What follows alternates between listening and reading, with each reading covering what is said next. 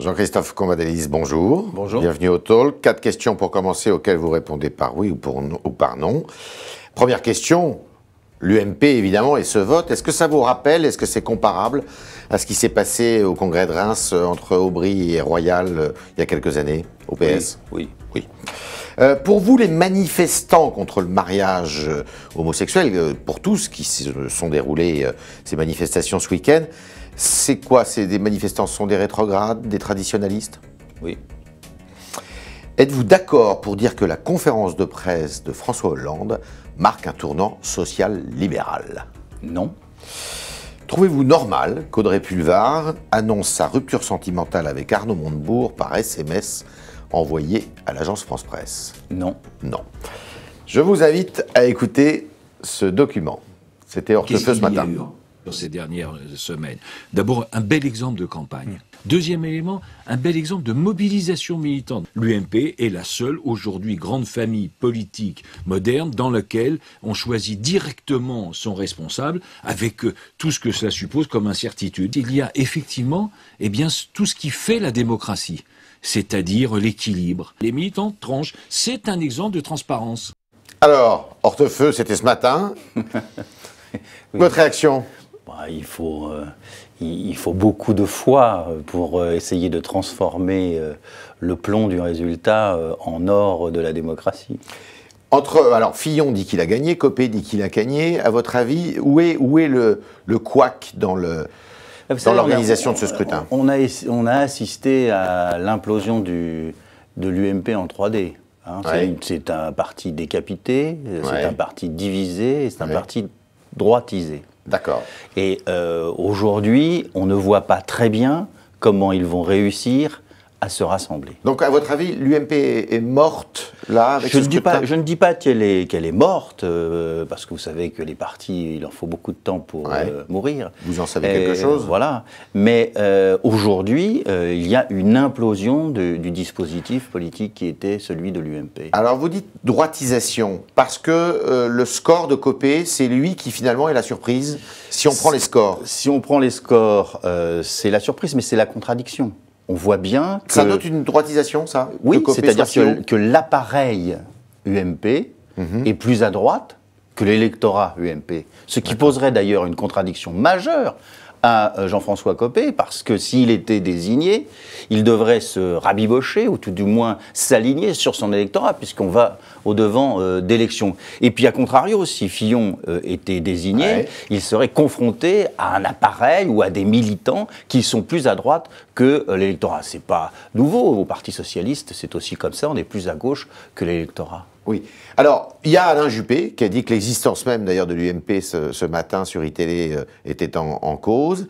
Est-ce que Alain Juppé pourrait être un président de transition, d'après vous? Ben oui, à partir du moment où il n'y a pas, au moins dans une des parties, c'est-à-dire celle de Copé, respect de la commission électorale, puisqu'il a annoncé son résultat avant que celle-ci ne s'exprime, à l'évidence, il faut trouver une autre solution. Alors, je ne sais pas comment ils vont faire, mais ce matin, M. Accoyer proposait qu'il y ait un collège de personnalités qui viennent essayer de trouver une solution au niveau de l'UMP. Donc, pourquoi pas Juppé? Je ne sais pas comment les choses pourraient être. Est-ce que ce scrutin, comme il y a égalité, semble-t-il, même s'il y en a un qui va gagner dans la journée, peut-être, il y a quand même une grande égalité, est-ce que c'est pas non plus d'une certaine façon, la victoire de Nicolas Sarkozy, ça? Oui, moi je l'ai dit dès le soir du résultat, dès hier, c'est le grand gagnant de cette séquence. Il aurait été candidat, il aurait fait mieux que les deux autres? On se souvient que Nicolas Sarkozy avait été candidat au poste de président de l'UMP, contre l'avis de Jacques Chirac et le militantisme de M. Villepin, qui était Premier ministre, et qu'il l'avait emporté à 80%. Oui, et donc il avait imposé tout de suite un leadership. Là, de toute façon, celui qui va être désigné, parce on va le désigner autour d'un tapis vert, celui qui va être désigné n'aura pas l'autorité du suffrage militant. D'accord. Alors, le PS, dites donc, le PS c'est un parti godillot, quoi. La gauche du PS dit on n'arrive pas à s'exprimer, on n'est pas au secrétariat national. M. Emmanuel Morel, qui a fait pourtant un tiers des des voix avec sa motion lors du congrès de Toulouse.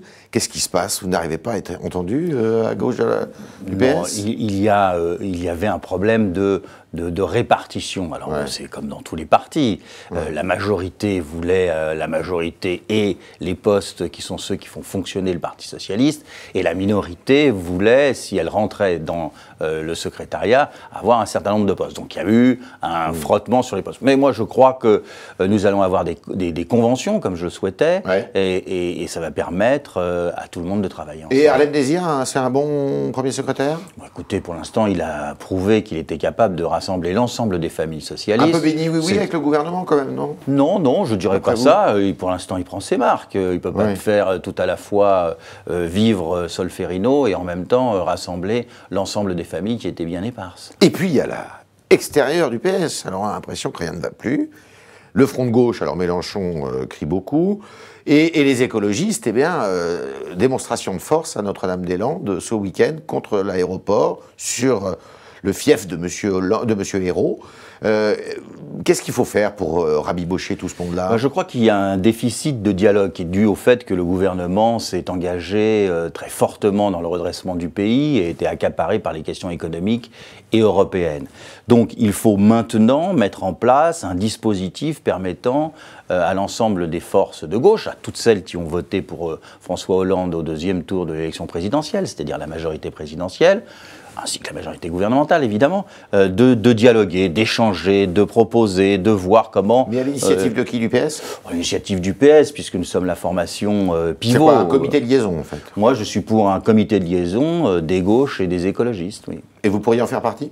Le problème n'est pas qui en fait partie, les représentants des partis évidemment et quelques personnalités assurément, mais je crois qu'il faut échanger dans des périodes comme cela extrêmement difficiles, il faut dialoguer, c'est le seul moyen de pouvoir surmonter les difficultés auxquelles immanquablement on est confronté. Alors il y en a qu'un qui est content, François Bayrou, du MoDem, qui ne partient pas pour vous à la gauche. Mais on se dit que peut-être s'il y a un remaniement ministériel, après les municipales, même avant, eh ben, il pourrait peut-être être le Premier ministre de François Hollande.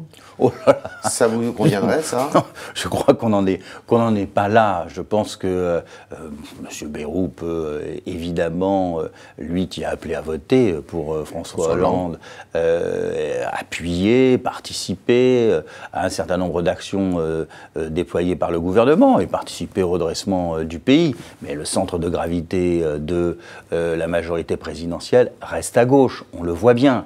Il pourrait y avoir d'autres... Ça ne peut pas être le centre-gauche. Le centre de gravité ne peut pas être le centre-gauche. Le centre-gauche peut venir à la majorité, mais ça ne peut pas être le centre de gravité d'une future majorité, puisque la majorité présidentielle s'est constituée lors de l'élection présidentielle. Jean-Christophe Cambadélis, merci beaucoup. Merci. Bonne journée.